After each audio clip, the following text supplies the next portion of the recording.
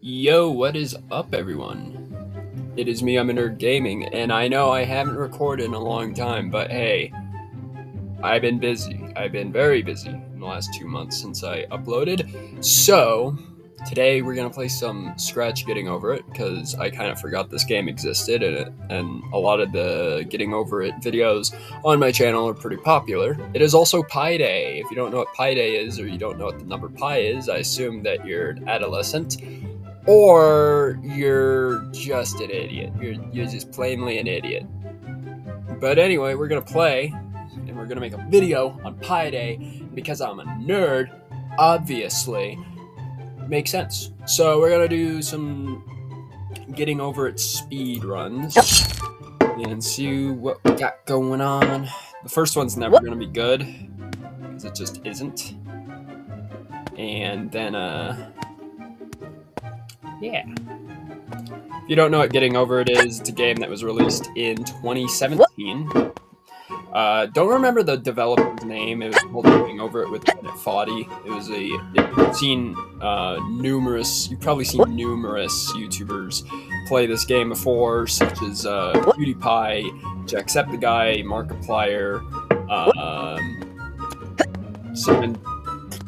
Cinnamon Toast Ken, Dan TDM. There's a plethora of YouTubers that played this game back when it came out in 2017. Obviously, 2017 was now 9 years ago, so it's been a long time. And this came out in 2020, so this is 6 years old. Can you already believe 2020 was 6 years ago? All of that hoopla was 6 years ago. It's unbelievable. And the original game that came off of Getting Over It was called Sexy Hiking, which came out in 2002. Haven't played Sexy Hiking before, but I imagine, for a game developed in 2002, it probably plays horribly, which a lot of people also say Getting Over It. Now, the good thing with Scratch Getting Over It is because the coding, it's an older code. Things just code better in Scratch because they're so much simpler, and so the game mechanics are just your mouse, and it's the same in the original Getting Over It with Bennett Foddy. But I do think that the Scratch version is just the more easier one, as I fall to my doom there for no reason. Spoke too soon, game. Yeah, the first speedrun is never good when I come here, so I knew this would happen. We're gonna probably get a sub 3-minute speedrun, which isn't too bad. Obviously, the world record, I believe, on Scratch Getting Over It is 48 seconds or something like that. It's something crazy. So hopefully we could beat that. The closest I've gotten is a 128. On this channel, I think 128. So yeah, it says new world record because the world record book is broken. So obviously, yeah. But we're gonna keep doing this. We're gonna keep having fun. I'm gonna do the commentary off. And then I will also leave the link for this game in the description. It is completely free to play. Scratch is completely free. You don't even need an account to play games. You only need an account to make games, and I've tried making games on Scratch. Obviously, I feel like anyone that's taken an engineering class in middle school or whatever grade level has probably coded on Scratch before. It is not hard to code on Scratch. It's very simple, but I don't like coding. I was good at it, but I didn't like doing it. Coding was one of those things that I was good at, but didn't enjoy the time of doing. I enjoy playing games more than making them. That's just how I am, of course. I like the finished product more than making the product itself, if that makes sense. But this speedrun's looking better. Obviously, there is a little bit. There's skips that I can't do yet, and I keep almost falling off the basketball for some reason. There's a couple of skips that I've been trying to master in this game. One of them is the bookshelf skip, which I'll show you guys just in a second, but I'm not really good at it. Trying to launch myself up there.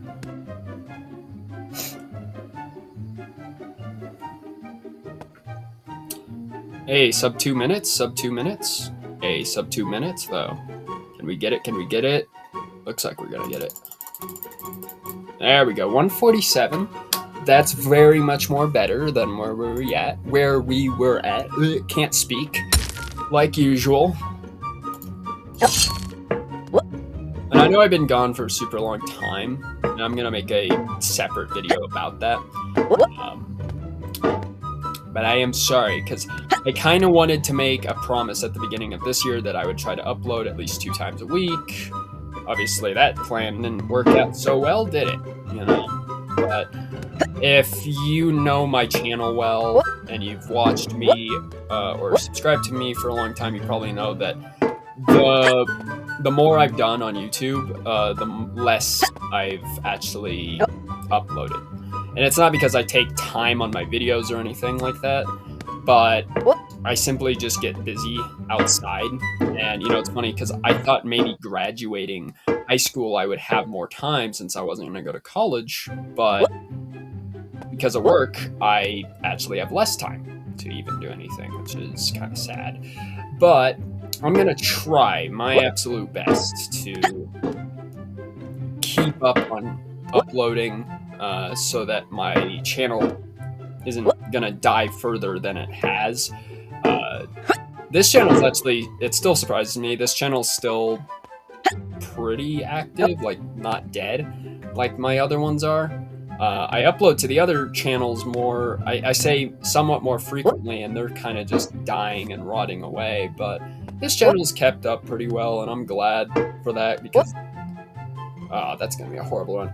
I'm glad for that though, because I've done this channel for almost 5 years now, which is crazy to think about. Like 5 years, and we're not even at 400 subs. Like, what the heck? And it's just crazy to me because when I first started this channel, I kind of played it as a joke. I wasn't super serious about it, but you know, things ended up working out.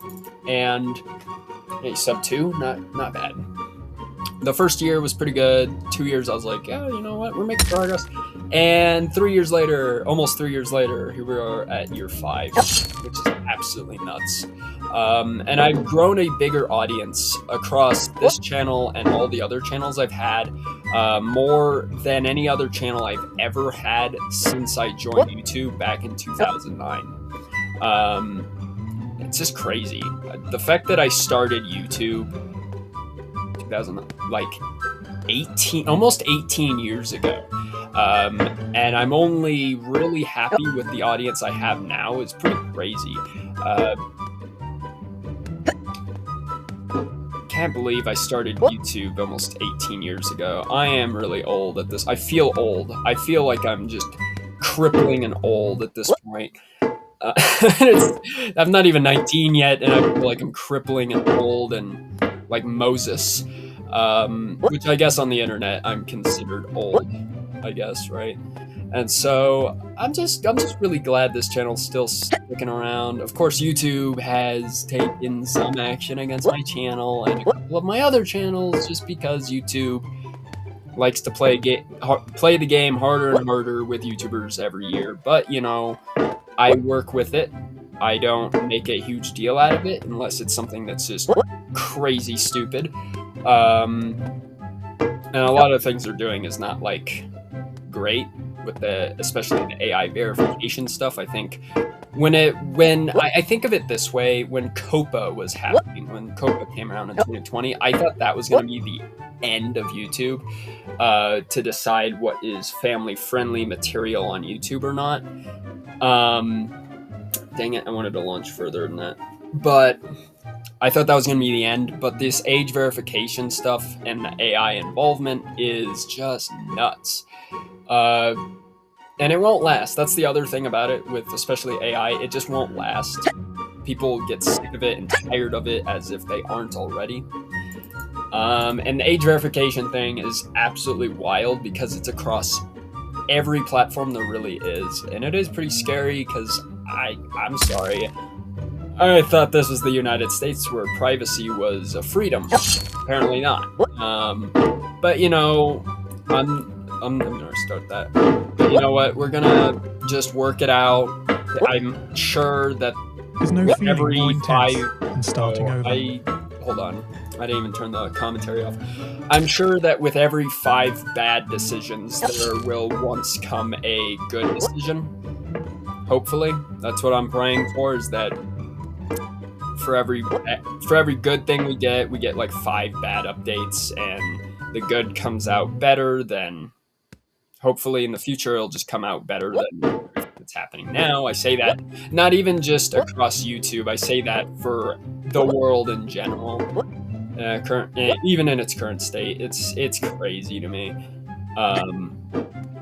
But you know what? We're gonna have fun here. We're speed running. So here's what I was gonna say. I was gonna say the bookshelf skip. This one's just so hard and difficult to me because you have to be able to launch yourself. You have to be able to launch yourself, and not like that. That was stupid. You gotta be able. Let's see if I can do it again. There we go. You gotta be able to launch yourself from here. See, that part's not hard, but then you gotta be able to do like a reverse swing fast enough and get yourself in there without getting lodged. Like that. Or throw yourself down. It's kind of a hard squeeze. It's a hard squeeze for sure. Unlike normal getting over it, the physics in Scratch just don't help you at all. They just do not help whatsoever.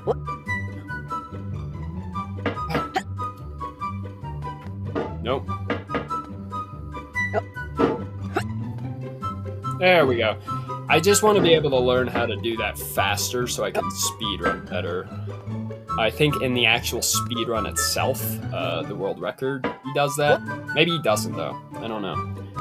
It's just a very hard squeeze to get through. But this speedrun's obviously gonna be not even sub 3 minutes, I don't think. No,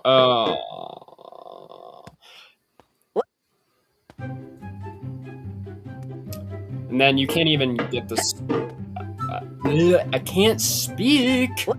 I was gonna say you can't go the other way because there's no way to get any kind of grasp onto that wall on the back there by where. And I'll show you maybe I'll do an Easter egg video just so I can have something for that. But there's a little secret behind this mountain on the other side, similar to getting over it. So, come on. I'd honestly say the mountain of pants and clothing is harder than the actual mountain on getting over it, by far. Like, so much harder to get up. And this tree sucks, too. This tree is no fun, no bueno. We're gonna be able to... Yep, we're gonna be able to do that. So, let's do that. And throw ourselves there. And there's one of the Easter eggs. I think that's from one of Griff Patch's games. Griff Patch is also, like, the most followed creator on Scratch, which is crazy. How about this? We're gonna do one more speed run, and then I'm gonna peace out, and I'll be back with more videos hopefully soon. And yeah, let's do it. Let's try and do this. Speed run time. Speed run. Ooh yeah. Da da da da. Do do do do.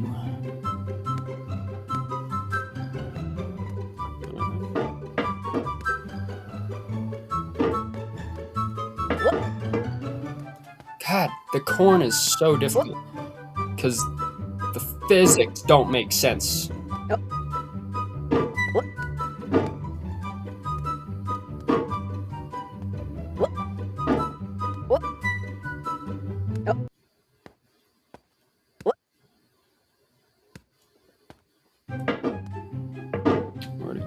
seconds. Not too bad. Wish I had more mouse room, which I don't.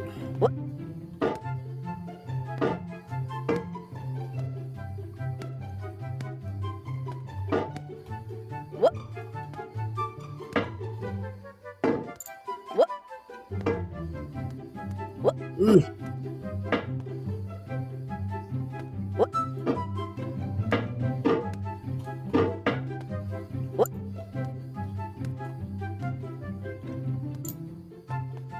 I'm getting the jitters for some reason, like the adrenaline rush. Sub 2 minutes, maybe. Thinking like 150 probably. It'll be good enough. Ooh, 148, not too bad. Well, I'm going to leave this video here. If you guys did enjoy, please do make sure to like and subscribe. The game will be in the description down below if you do want to check out this version of Getting Over It.